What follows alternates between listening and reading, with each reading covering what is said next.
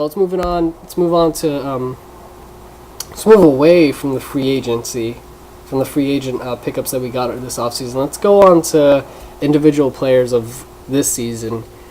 Specifically, let's talk about Steve Nash, and obviously he's aging. And then we'll talk about Kobe in a bit and Pau Gasol as well. So Steve Nash, definitely one of my favorite players of all time. I will say that right off the bat. I remember when I watched him when he was on the Mavericks, definitely on the Suns. Now he's on the Lakers. This guy has been one of my favorite players of all time. This guy's an absolute talent. This guy's a beast. Basketball IQ is, oof. You guys all know how Steve Nash plays. I don't have to go too in depth into that. So Nash aging, he's 39, pushing on to 40. Still has his talent. Still has his technique. Still finds the players in the post. Gets the ball to him. Still has that pick and pop. Still has that pocket pass. Nash, father time has caught up to him when it's relating to his body, but overall his mind's still there. He's still dishing the rock. Nash should definitely. I know I did see a tweet that he. I think it was a tweet, or either I saw a tweet or it was on Bleacher Report. Steve Nash said that that he'd be fine with sitting out some games to recuperate, because like I said, we're loaded at the guard position. We've got Farmar, Steve Blake. We could always go small, put Kobe at shooting guard, maybe bring in Henry or Landry. Just push him into the guard position because we're loaded on the guard position, like I said. So Steve Nash, definitely, he's a key piece. Nash and Kobe, I don't know what else to say. Nash does what he does. I don't really have any real expectations for him. I know he's a veteran. He knows what he's doing. Let's move on. Let's move away from that. Obviously, the Nash aging factor is there. We'll be watching out for it, but we do have some young talent to bring off the bench and substitute for him. We should be good at that position. So let's move on to Jordan Hill. Went out. Tore his back. Towards the end of the season, I'd say mid-season, I think. Jordan Hill sprained his back, and it ended up being a torn disc. He had to get surgery on that. Didn't make it back in the playoffs. Was scheduled to come back, but Lakers knew that they wouldn't be able to make it past the second round, so he sat it out. He's coming back this season, stronger than ever. Like I said, at every position, we're completely bulked up. We're not a Clipper team who's stacked with all-star talent, but we are stacked with some underrated young talent, I think I'd like to say. Like at the guard position. Now at the front court, I've got Jordan Hill back. This guy's an underrated rebounder. Can get the job done. Can give Powell and Chris Kaman some rest. Bring in Ryan Kelly. Kelly and Hill, two very different players. Play very different positions. One plays in the post, the other plays outside.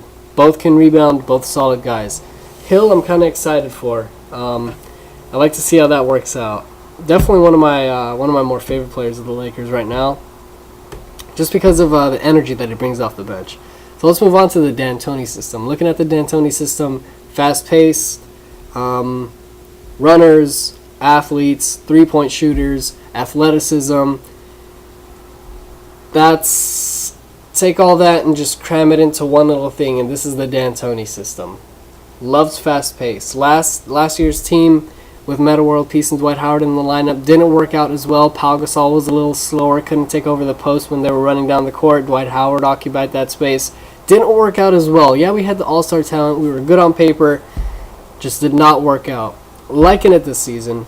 D'Antoni system's going to rock. Hopefully it does, because D'Antoni, obviously, Mike D'Antoni is one of my more favorited coaches in the league, not because of just his small run as the Phoenix Suns head coach, but he's just a smart guy. He was blamed last season because his system obviously didn't work out with the Lakers. He doesn't like playing with big men.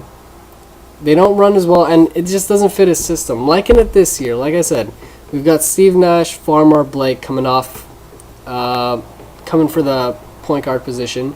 Farmer and Blake are interchangeable. They pretty much play the exact same role. Moving on to the shooting guard, we got Wes Johnson, we got Nick Young, we got Kobe. Interchangeable, whichever one you want to bring in.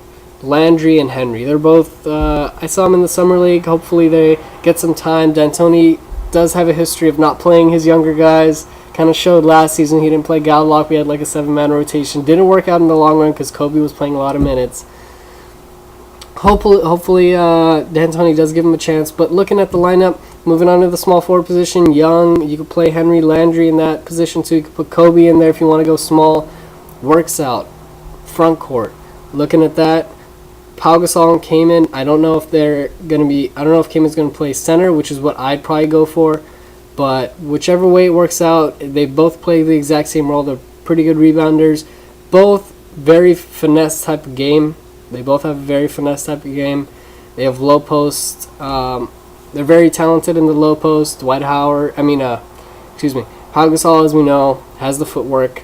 Best footwork as a big man. Kaman plays a pretty similar game to Pau Gasol, so I'm liking how that's looking. Then coming off after that, Ryan Kelly, Jordan Hill. Again, we have the guys coming off the bench in the front court. The two guys that are going to be replacing Kaman and Pau Gasol. Again, completely different games. Look at Kaman and Pau Gasol. They're both low post finesse big men. Bring in Jordan Hill and Ryan Kelly off the bench, shooting big man, rebounding, and low post guy. Jordan Hill doesn't really have an offensive game, but mostly for the rebounds. But you get what I'm trying to say. Ryan Kelly's a big man shooter. Jordan Hill's more of a let's call it I don't know, bang bang, posting up. You get what I'm saying. But the D'Antoni system should work out a lot better this season. Hopefully. It does. I'm hoping that the Lakers do make the playoffs this season, which I think they should with the team that they have. We've dropped a few pieces along with Meta World Peace and Dwight Howard that I didn't mention, like Chris Duhon, a few more that were kind of worthless pieces in my opinion. We should do fine. I'm calling 7th seed. My friends are down in that. We'll see. First game's Saturday, October 5th against the Golden State Warriors. Man, that team's gonna be really talented. Stephen Curry, Klay Thompson, Iggy, Bogut's like at 100%. He's been saying Lee's back. Ooh, that's a team to watch out for.